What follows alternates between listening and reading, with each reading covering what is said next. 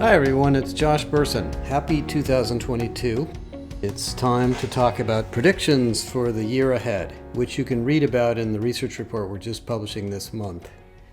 But let me spend a couple minutes talking about what's happening. And a lot of this you'll already understand, but I want to give you some perspectives.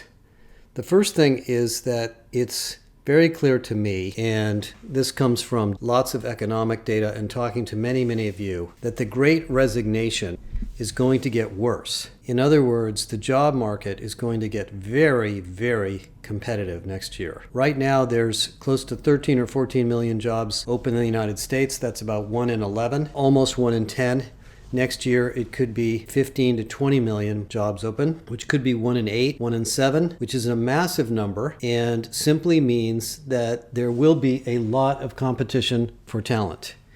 As you read the research on who's quitting and why, younger people are leaving the workforce and changing jobs at a much higher rate than older people. Some older people are retiring. About 65% of people over the age of 65 have decided to retire, but I think that number will come down. I actually think more people will decide to work longer as wages pick up speed. But the bottom line for you as an employer or an HR function is everything we've been talking about for the last 2 years, employee experience, well-being, human-centered leadership, productivity, is going to be urgently important to create a fantastic employment brand. And in order to compete for the work and the roles rather that you need to hire, you're going to have to really focus on your brand, your culture, hiring for fit, not hiring for experience, hiring for skills, and internal mobility and the use of tools like the talent marketplace. So that's number one. And this is probably the worst it's ever been, at least in my career. I mean, around 2000, I remember we went through a period kind of like this, but it was mostly for tech workers. But now we're talking about a shortage of essential workers, drivers, delivery people, and tech workers, and salespeople, and marketing people. So we're going to draw, in a sense, new people into the workforce. People at their younger ages are going to be drawn up into more senior roles, and you're going to have to create an experience that develops them and rewards them. By the way, in May, I'm going to be launching my book, which has been in work for about 5 years, and it's got all sorts of great ideas on how to do this, but I'll continue to educate everybody in the meantime. Second thing is reskilling, upskilling. Not a new idea. Obviously, it's been going on for decades. I remember I was very heavily skilled when I went to work at IBM in 1981 and when I went to work for Exxon in 1978. Companies have always been skilling and training employees, but things have changed a lot. And as you'll see in a new line of research that we're introducing in January and February, this is not just getting better at one career path, but creating career pathways, teaching people about jobs they don't know how to do yet that leverage their skills because their skills are adjacent to a higher value or more important role. Financial auditors becoming cybersecurity people, administrators in hospitals moving into IT roles or customer service roles or even design roles. You in HR becoming designers and data scientists and moving into creative consultative jobs inside the HR function or rotating out of HR for a while to get some business experience and then coming back. And this is going to be massively important. It isn't just career management and career paths anymore. We're way past that. That scaffolding is still needed, but you're going to have to get very smart at what are the roles and careers that are in high demand inside of your company. What are the adjacent and feeder roles that will contribute to those, and how do we get people there from here? Now, many of you know that the answer to that is a little bit complex. There's training, there's education, there's certification, there's exposure, there's developmental assignments, and most of all, it's teaching leaders that their job is not just to manage groups and operations, but to develop people and assess people as part of their role, because there won't be enough people to fill every job with someone who's done it before. And that, in a sense, means that companies are going to be morphing into development machines where we do more and more automation of routine work, reducing the need to train people on operational things, and better jobs at career mobility inside of the company. Now, underneath that, of course, is the massively complex L&D market, the $360 billion market of training. And we will be introducing a big piece of research in the early year that is actually kind of surprising. What we're finding is that most senior and very experienced chief learning officers are kind of confused about all the options we now have. We have many, many new modalities of learning, lots of new learning platforms, self-authored learning, MOOCs, marketplaces of learning, learning experience platforms, skills taxonomy systems, skills inference systems, new modes of assessment, capability academies, and your learning and development functions just going to have to get smart on that. And we're obviously really focused on helping you learn that. The third thing that I think is an important prediction is the role of society, ESG, citizenship, and sustainability. There's no question for those of you that watch the news that almost every week there's another climate emergency in some part of the world. I live in an area where there's been droughts and fires, and we just had tornadoes in the southeast United States this week. And that means that the millennials and mid-age, and even really everybody in the workforce, is wondering whether you or we as employers are helping to solve the problem. I had an interesting conversation with the head of sustainability at Chevron 2 weeks ago. And he said, we've been thinking about this problem for decades. When we drill a mine or a well in a community in Africa or somewhere in another part of the world, we have to make sure that we have the minimum environmental impact on that location. We have to take care of the community. We have to make sure that even the trucks that drive down the main street are well scheduled so they don't interrupt traffic. He said, we've been worrying about citizenship and responsibility for a long time.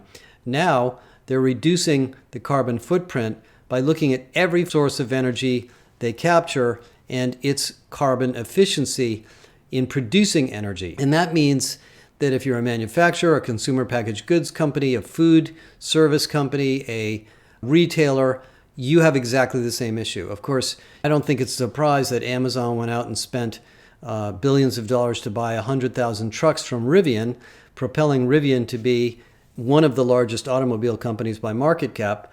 They don't want to have a carbon footprint for all those Amazon trucks that are driving all over your neighborhoods. And 100,000 trucks doesn't surprise me. It's probably more than that. And that means that not only are you going to be involved in that from the HR standpoint as a leader, but your employment brand and how you talk about those things and the roles inside the company in the areas of ESG. And DEI too. DEI is still a totally unsolved problem, but I think it fits into the UN Sustainable Development Goals, and it fits into the whole concept of citizenship, and that will be a huge topic next year. The fourth one that I'm going to talk about is something that isn't new, and it's leadership development. I think from the research we've done, and we're going to do a lot of research on this too next year, the leadership development space has really fallen behind. When I first learned about leadership development in the early 2000s, and we studied it in the early days, it was a pretty traditional part of a company. You had different programs you went to as you moved up the corporate pyramid, and at the higher levels you would go to executive education and you would do developmental assignments, and there would be 360s, and maybe you'd have a coach if you really needed it. That still exists, obviously, and it's still widely used, but two things have changed. First of all, the philosophies of leadership have changed, as you've read about in our human-centered leadership research. We want leaders to be empathetic, caring, understanding, good listeners, and know the business, and know how to manage people, and know how to manage projects, and know how to hold people accountable. And so there's a new dimension and new framework for leadership which challenges existing leaders to some degree, because leaders themselves are under stress and they feel a lot of pressure from the pandemic. But second, the modalities of leadership are massively changing. Online coaching, micro-learning, new platforms for learning in the flow of work, experiential learning through virtual reality and AR. These are not just kind of crazy ideas that sound like something that somebody else is doing that maybe you'll experiment with. They're all going mainstream. And the reason they're going mainstream is that young people want leadership development too. People in their 20s and 30s are saying they don't necessarily need their company to teach them technical skills. They can learn that on their own. They want their company to teach them how to manage projects, how to manage teams. And so I think in 2022, with the economy growing like it is, you're going to have to take a serious look at your leadership development and make sure you're investing in it in a significant way. The fifth thing I want to talk about briefly is HR tech. And you've heard a lot from me on this, and I'm not slowing down. But there's a couple of big things happening in HR tech. The first is that intelligence systems have arrived. Tools that provide what we call talent intelligence are now embedded in most HR technology systems with different levels of maturity. And in addition to buying a new ERP or a cloud-based system for recruiting or a series of tools for learning, there's a proliferation of them, by the way. Most companies have 60 to 70 employee-facing systems. You need an experience layer on top of it. Microsoft is going to be a significant player in that. You need analytics and listening tools and total employee voice platforms, which is another massive emerging growth area. And you need intelligence systems so you can see what's going on. It isn't enough to know the turnover rate in different parts of the company. You're going to want to know the skills gaps, the demographics of workers in different parts of the company, who's progressing and who's not, and why, which teams are effective and which aren't. And all of that data is floating around in multiple systems. In fact, one of the reasons people analytics is so complex is most companies have vital people data in dozens of different platforms. And so we need an intelligence system to bring it together. That will become even bigger next year. I know this from the investments going on in all of the ERP vendors and some of the recruiting and other talent vendors, including the talent marketplace vendors, by the way. And so I think one of the things in HR is to assign a team to own the skills architecture, the job architecture, and figure out what data is connected to what and what tools you can use that will create a better intelligence system. The reason I think this is urgent is as the economy continues to grow, one of the big things happening is industry convergence. Banks are turning into tech companies and fintech companies. Telcos are moving into 5G and going into media and publishing and entertainment. Retailers are going into mobile commerce and distribution and logistics. Oil companies are going into solar energy and batteries and lithium and other forms of mining. Every industry is converging with its adjacent industries, and if you don't have talent intelligence, you won't know what you're missing. You'll just be aware of skills gaps and job openings, but you won't be sure what to do about them, and you can't just fill them one at a time. You need to get a picture of where that's all going. So that's a big theme. We're going to be talking a lot about it next year. And coupled with that is a topic that we're going to be introducing in Q1 in organization design. Now, one of the things that we do here in our company is we always look for the problems that seem kind of unsolved. And one of the problems that's vexing to most companies is how do we do org design in a company that's morphing industries, growing, transforming to become more digital, becoming more global, becoming more agile. We're going to try to write the book on that. Sometime in Q1, you'll see a big research study come out from us on org design, as well as a whole class, what we call a super class on org design. And the reason we're doing this is that of all the changes taking place inside of the company, the biggest thing that's happening is the way the organization works, how people are being held accountable or not, what is the role of leaders, how do you design teams, what is the role of the hierarchy. Those are critical topics that tend to be addressed by business leaders based on their experience, without a lot of experience and study. And we're going to try to help you do that. So that's one that I would put on your agenda for 2022. The final one I want to touch on, so this podcast is not too long, is the HR function itself. You know, I've been preaching, in a sense, the need to build HR capabilities now since I left Deloitte and really before that. And I'm more convinced than ever that the biggest upskill opportunity you have is your team. It amazes me the amount of creativity and innovation and really new thinking that HR teams have done this year. And they've done it with very little background. Most of you obviously learned a lot about public health and the pandemic and remote work and hybrid work and mental health and well-being and resilience and all of those things. Well, underneath that is a new set of disciplines we have to have in HR. We need to better cross-train and connect HR teams to each other. You need to learn about RPA and self-service tools and AI and all the technologies underneath the business environment. You need to understand things about the culture and the economy and what's going on in the job market. You need to understand design thinking and feel comfortable in agile teams working in iterative design.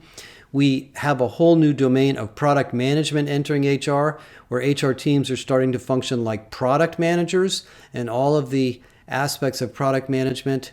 Analytics is clearly a big topic in HR, employee voice, employee listening, employee experience. And then the fundamentals of running the HR function. I think the HR function has turned into one of the most interesting and dynamic parts of a company. Now, I don't work in IT or manufacturing. I'm sure other people would say they're just as interesting. But if you think about the way HR teams have to be distributed and centralized, coordinated, but also distributed and empowered, how you each have to know how other people are solving problems in other parts of the world so that you can coordinate solutions. We all need to become designers and consultants. We need to become great collaborators with our business counterparts. And we need to understand our industry and where our industry is going and what are the adjacencies and growth areas in our industry so we can advise our recruiters and talent acquisition teams to hire the right people. It's an amazing time to be in HR, and I really feel fortunate to be part of this profession. We are going to be doing a lot of cool things in our company. We're going to be enhancing our professional development offerings in a very significant way. We're going to be introducing a lot of new research and tools to help you understand these trends, including research on the workforce itself. We're going to get into some really interesting workforce and economic and job market research. We're going to be continuing to do advisory consulting and help you with strategy. And we will always be here to listen. And in closing, I want to thank you all for contributing and being so generous with us in the last year. I started this new business around May of 2018 when I left Deloitte and had no idea the demands and the needs that would be thrust upon the HR profession when I left. And I think we have been able to be really good helpers and supporters and advisors to you because of your generosity in sharing with us. And so I want to thank you for that and assure you that throughout the coming year, we will be here to help you. One more thing. The third week of May in 2022, we're going to be having a big conference in Southern California. It will be called Irresistible is the name of the conference. If you go to our website and type joshbersin.com/irresistible, you can learn more and sign up. If you'd like to speak or you have some really cool things you want to share, let us know, and we'll try to get you on the agenda. Have a fantastic 2022. Please read the predictions report and let us know what you think and give us any feedback. Thank you very much.